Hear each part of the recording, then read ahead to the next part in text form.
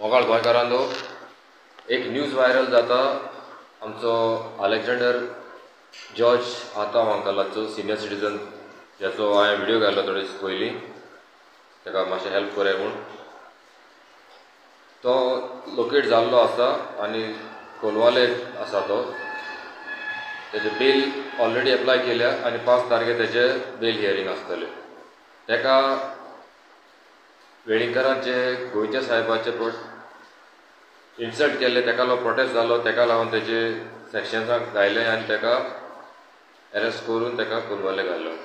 सो मागता सगळे आमी गोंयकार ताका सपोर्ट करतले आनी ताका जाता तितलो आदार दितले कित्याक तेजे फायनान्शियल कंडिशन बरें ना, ताका बेल एप्लाय करूं जावंक ना, ताका लागून ताका भितर वचपाक पडलें.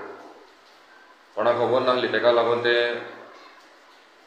कळोना. सो ताका लागून मातशें हें इन्फॉर्म करता आनी शेअर करूया हें सो दॅट आमचो अंकल जो एक 24 वरां गोंयच्या चित्ता गोंयकाराची चित्ता ताका हांव सगळे मेळोन आदार दिया आनी तेजें लायफ बरें करया.